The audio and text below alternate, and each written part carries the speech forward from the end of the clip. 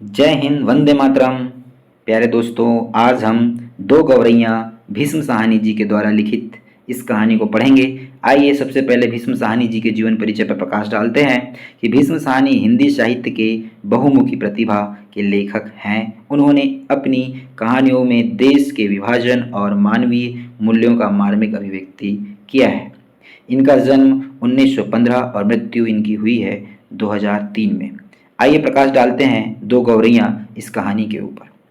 घर में हम तीन ही व्यक्ति रहते हैं, माँ, पिताजी और मैं यहाँ स्वयं लेखक हैं। पर पिताजी कहते हैं कि यह घर सराय बना हुआ है। हम तो जैसे यहाँ मेहमान हैं, घर के मालिक तो कोई दूसरे ही हैं। सराय का अर्थ होता है मुसाफिर खाना, या इसको हम कह सकते हैं धर्मशाला। आंगन में आम का पेड़ है, तरह तरह के पक्षी उस पर डेरा डाले रहते हैं। जो भी पक्षी पहाड़ियों घाटियों पर से उड़ता हुआ दिल्ली पहुंचता है, पिताजी कहते हैं वह सीधा हमारे घर पहुंच जाता है, जैसे हमारे घर का पता लिखवा कर लाया हो। यहाँ कभी तोते पहुंच जाते हैं तो कभी कौवे और कभी तरह तरह के गौरैया। वह शोर मचता है कि कानों के पर्दे फट जाएं। पर लोग कहते हैं कि पक्षी गा रहे हैं। घर के अंदर भी यही हाल है। 20 तो चूहे बसे हैं, रात भर एक कमरे से दूसरे कमरे में भागते फिरते हैं। वह धमा चौकड़ी मचाती हैं कि हम लोग ठीक तरह से सो भी नहीं पाते हैं। बर्तन गिरते हैं, डिब्बे खुलते हैं, प्याले टूटते हैं। एक चूहा अंगीठी के पीछे बैठना पसंद करता है, शायद बूढ़ा है, उसे सर्दी बहुत लगती है। और एक दूसरा है जिसे बाथरूम की टंकी पर चढ़कर बैठना पसंद है, उसे शायद गर्मी बहुत लगती है। बिल्ली हमारे घर में रहती तो नहीं, मगर घर उसे भी पसंद है और वह कभी कभी झाग जाती है। मन आया तो अंदर आकर दूध पी गई और ना मन आया तो बाहर से ही फिर आऊंगी कहकर चली जाती है। शाम पड़ते ही दो तीन चमगादड़ कमरों में आर पार पर फैलाए कसरत करने लगते हैं। घर में कबूतर भी हैं, दिन भर गुटरगू का संगीत सुनाई देता रहता है। इतने पर ही बस नहीं, घर में छिपकलियाँ भी हैं और बर्रे भी हैं। बर्रे ततैया बरैया को कहा गया है, और चींटियों की तो जैसे फौज ही छावनी डाले हुए है। अब एक दिन दो गौरैया सीधे अंदर घुस आई और बिना पूछे उड़ उड़कर मकान देखने लगी। पिताजी कहने लगे कि मकान का निरीक्षण कर रही हैं कि उनके रहने योग्य है या नहीं। कभी वे किसी रोशनदान पर जा बैठती तो कभी खिड़कियों पर, फिर जैसे आई थी वैसे उड़ भी गई। पर 2 दिन बाद हमने क्या देखा कि बैठक की छत में लगे पंखे के गोले में उन्होंने अपना बिछौना बिछा लिया है और सामान भी ले आई हैं, और बड़े मज़े से दोनों बैठकर गाना गा रही हैं। जाहिर है उन्हें घर पसंद आ गया था। माँ और पिताजी दोनों सोफे पर बैठे उनकी ओर देखे जा रहे थे। थोड़ी देर बाद माँ सिर हिलाकर बोली, अब तो ये नहीं उड़ेंगी, पहले इन्हें उड़ा देते तो उड़ जाती, अब तो इन्होंने यहाँ घोंसला बना लिया है। इस पर पिताजी को गुस्सा आ गया। वह उठ खड़े हुए और बोले, देखता हूँ ये कैसे यहाँ रहती हैं। गौरैया मेरे आगे क्या चीज़ है, मैं अभी निकाल बाहर करता हूँ। छोड़ो जी, चूहों को तो निकाल नहीं पाए, अब चिड़ियों को निकालेंगे, माँ ने व्यंग से कहा। माँ कोई बात व्यंग में कहे तो पिताजी उबल उठते थे। वह समझते हैं कि माँ उनका मजाक उड़ा रही है। वह फौरन उठ खड़े हुए और पंखे के नीचे जाकर जोर से ताली बजाई और मुंह से स स सु कर आवाज निकालने लगी। बाहें झुलाए, फिर खड़े खड़े कूदने लगे। कभी बाहें झुलाते, कभी सससु की आवाज़ करते रहते। गौरैया ने घोंसले में से सिर निकालकर नीचे की ओर झाँक कर देखा और दोनों एक साथ ची ची करने लगी और माँ खिलखिलाकर हंसने लगी। पिताजी को गुस्सा आ गया, इसमें हंसने की क्या बात है। माँ को ऐसे मौके पर हमेशा मजाक सूझता है। हंसकर बोली, चिड़िया एक दूसरे से पूछ रही हैं कि यह आदमी कौन है और नाच क्यों रहा है। तब पिताजी को और भी ज़्यादा गुस्सा आ गया और वह पहले से भी ज़्यादा ऊंचा कूदने लगे। गौरैया घोंसले में से निकलकर दूसरे पंखे के डंडे पर जा बैठी। उन्हें पिताजी का नाचना जैसे बहुत पसंद आ रहा था। माँ फिर हंसने लगी। ये निकलेंगी नहीं जी, अब इन्होंने अंडे दे दिए होंगे। निकलेंगी कैसी नहीं? पिताजी बोले, मैं बाहर से लाठी उठा लाएं। फिर पिताजी ने बाहर से लाठी उठा कर ले आए। इसी बीच गौरैया फिर घोंसले में जा बैठी थी। उन्होंने लाठी उठाई, पंखे के गोले को ठोकर मारा। फिर ची ची करती गौरैया उड़कर पर्दे के डंडे पर जा बैठी। इतनी तकलीफ करने की क्या जरूरत थी? पंखा चला देते तो ये उड़ जाती, माँ ने हंसकर कहा। पिताजी लाठी उठाए पर्दे के डंडे की ओर लपटे। एक गौरैया उड़कर किचन के दरवाजे पर जा बैठी, दूसरी सीढ़ियों वाले दरवाजे पर। माँ फिर हंस दी।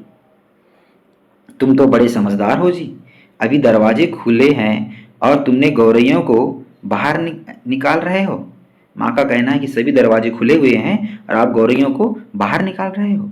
एक दरवाज़ा खुला छोड़ो, बाकी दरवाजे बंद कर दो, तभी ये निकलेंगी। अब पिताजी ने मुझे झिड़क कर कहा, तू खड़ा क्या देख रहा है? जा दोनों दरवाजे बंद कर दे। मैंने भागकर दोनों दरवाजे बंद कर दिए, लेकिन किचन का दरवाज़ा खुला रखा।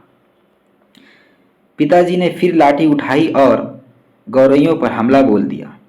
एक बार तो झूलती हुई लाठी माँ के सिर पर लगते लगते बची। ची ची करती चिड़िया कभी एक जगह तो कभी दूसरी जगह जा बैठती। आखिर दोनों किचन की ओर खुले वाले दरवाजे में से बाहर निकल गई। माँ तालियां बजाने लगी। पिताजी ने लाठी दीवार के साथ टिकाकर रख दिया और छाती फैलाकर कुर्सी पर आ बैठे। आज दरवाजे बंद रखो, उन्होंने हुक्म दे दिया कि दरवाजे बंद रखे जाएं। एक दिन अंदर नहीं घुस पाएंगी तो घर छोड़ देंगे। तभी पंखे के ऊपर से ची ची की आवाज़ सुनाई पड़ी और माँ खिलखिलाकर हंस दी। मैंने सिर उठाकर ऊपर की ओर देखा। दोनों गौरैयाँ फिर से अपने घोंसले में मौजूद थी। दरवाजे के नीचे से आ गई हैं, माँ बोली। मैंने दरवाजे के नीचे देखा। सचमुच दरवाजे के नीचे थोड़ी थोड़ी जगह खाली थी। पिताजी को फिर गुस्सा आ गया। माँ मदद तो करती नहीं थी, बैठी हंसे जा रही थी। अब तो पिताजी गौरैयों पर पिल पड़े। उन्होंने दरवाजे के नीचे कपड़े ठूस दिए ताकि कहीं कोई छेद बाकी रह न जाए, और फिर लाठी झुलाते हुए उन पर टूट पड़े। चिड़ियाँ ची ची करती फिर बाहर निकल गई, पर थोड़ी ही देर बाद वे फिर कमरे में मौजूद थी। अब की बार वे रोशनदान में से आ गई थी, जिसका एक शीशा टूटा हुआ था। देखो जी, चिड़ियों को मत निकालो, माँ ने अब की बार गंभीरता से कहा। अब तो इन्होंने अंडे भी दे दिए होंगे, अब ये यहाँ से नहीं जाएंगी। क्या मतलब, मैं कालीन बर्बाद करवा लूँ? पिताजी बोले और कुर्सी पर चढ़कर रोशनदान में कपड़ा ठूस दिया और फिर लाठी झुलाकर एक बार फिर चिड़ियों को खदेड़ दिया। दोनों पिछले आंगन की दीवार पर जा बैठी। इतने में रात पड़ गई। हम खाना खाकर ऊपर जाकर सो गए। जाने से पहले मैंने आंगन में झाँक कर देखा, चिड़िया वहाँ पर नहीं थी। मैंने समझ लिया कि उन्हें अक्ल आ गई होगी। अपनी हार मानकर किसी दूसरी जगह चली गई होंगी। दूसरे दिन इतवार था। जब हम लोग नीचे उतर कर आए तो वे फिर से मौजूद थी और मज़े से बैठी मल्हार गा रही थी। पिताजी ने फिर लाठी उठा ली। उस दिन उन्हें गौरैयों को बाहर निकालने में कुछ देर ना लगी। अब तो रोज़ यही कुछ होने लगा। दिन में तो वे बाहर निकाल दी जाती, पर रात के वक्त जब हम सो रहे होते तो ना जाने वह किस रास्ते से अंदर घुस आती। पिताजी परेशान हो उठे।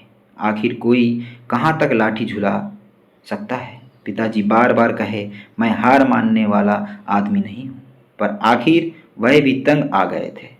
आखिर जब उनकी सहनशीलता चूक गई तो वह कहने लगे कि अब वह गौरैयों का घोंसला नोच कर निकाल देंगे, और वह फौरन ही बाहर से एक स्टूल उठा ले आए। घोंसला तोड़ना कठिन काम नहीं था। उन्होंने पंखे के नीचे फर्श पर स्टूल रखा और लाठी लेकर स्टूल पर चढ़ गए। किसी को सचमुच बाहर निकालना हो तो उसका घर तोड़ना चाहिए, उन्होंने गुस्से में कहा। घोंसले में से अनेक तिनके बाहर की ओर लटक रहे थे। गौरैयों ने सजावट के लिए मानो झालर टांग रखी हो। पिताजी ने लाठी का शीरा सूखी घास के तिनकों पर जमाया और दाईं ओर को खींचा। दो तिनके घोंसले में से अलग हो गए और फरफराते हुए नीचे उतरने लगे। चलो, 2 तिनके तो निकल गए, माँ हंसकर बोली। अब बाकी 2000 भी निकल जाएंगे। तभी मैंने बाहर आंगन की ओर देखा और मुझे दोनों गौरैया नजर आई। दोनों चुपचाप दीवार पर बैठी थी। इस बीच दोनों कुछ कुछ कुछ दुबली हो गई थी और कुछ काली भी पड़ गई थी। अब वे चहक भी नहीं रही थी। अब पिताजी लाठी का सिरा घास के तिनकों के ऊपर रखकर वहीं रखे रखे घुमाने लगे। इससे घोंसले के लंबे लंबे तिनके लाठी के सिरे के साथ लिपटने लगे। वे लिपटते गए और घोंसला लाठी के इर्द गिर्द खींचता चला आने लगा। फिर वह खींच खींच कर लाठी के सिरे से इर्द गिर्द लपेटे जाने लगा। सूखी घास और रुई के फाये और धागे और थिगलियाँ लाठियों के सिरे पर लिपटने लगी। तभी सहसा जोर की आवाज़ आई, ची ची ची। पिताजी के हाथ ठिठक गए। यह क्या गौरैया लौट आई हैं? मैंने झट से बाहर की ओर देखा। नहीं, दोनों गौरैया बाहर दीवार पर गुमसुम बैठी थी। ची ची ची फिर आवाज़ आई। मैंने ऊपर देखा। पंखे के गोले के ऊपर से नन्ही नन्ही गौरैया सिर निकाले नीचे की ओर देख रही थी और ची ची किए जा रही थी। अभी भी पिताजी के हाथ में लाठी थी और उस पर लिपटा घोंसले का बहुत सा हिस्सा था।